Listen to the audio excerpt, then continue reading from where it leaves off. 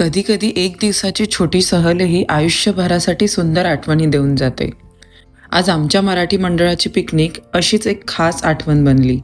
आणि खरंच सांगायचं तर आजचा दिवस खूपच मजेशीर आणि आठवणींचा होता. सुरुवात झाली ती भन्नाट गेम्स आणि भरपूर मस्तीने. कुणी जिंकलं, कुणी हरलं, पण हसले मात्र सगळेच.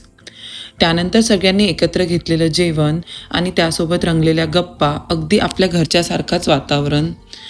आणि या पिकनिकची सगळ्यात सुंदर गोष्ट म्हणजे आज अनेक नवीन लोकांशी ओळख झाली, नवीन कनेक्शन्स तयार झाले आणि आधीपासून असलेली नाती अजूनच घट्ट झाली. परदेशात आपल्या भाषेत बोलणारी, आपली संस्कृती जपणारी माणसं भेटली की एक वेगळाच आपलेपणा जाणवतो. आणि आज तोच अनुभव पुन्हा एकदा आला.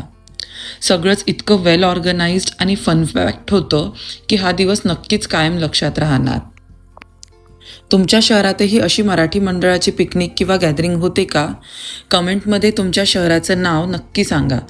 आणि अशाच आपल्या माणसांच्या आणि परदेशातल्या मराठी लाईफच्या गोष्टींसाठी मला फॉलो करायला विसरू नका.